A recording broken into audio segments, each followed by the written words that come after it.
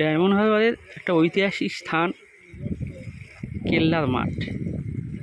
এই কেল্লার মাঠ গড়ে উঠেছিল পর্তুগিজদের সময়ে।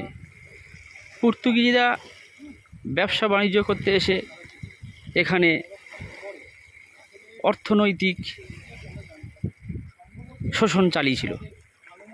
তারা ব্যবসা করত জলপথে, যাতে কোনো শত্রুর আক্রমণ মোকাবিলা করার জন্য এরা কামান তৈরি করেছিল।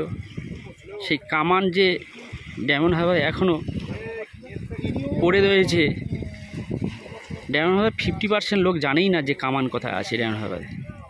এটা সরকারের উদাসীনতার একটা চরম মুহূর্ত।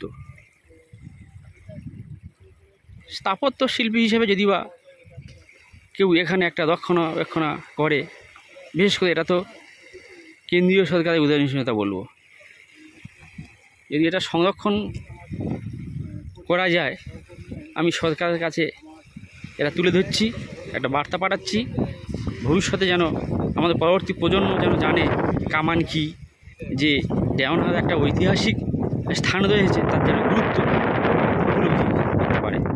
এটা একটা প্রত্যেকের কাছে অনুরোধ, এই বার্তাটা প্রত্যেকের কাছে পাঠিয়ে দিন। অদূর ভবিষ্যতে এটা যেন একটা সংরক্ষণ করে রাখে, তার জন্য একটা আমি বিনীত প্রার্থনা জানাচ্ছি। Thank you.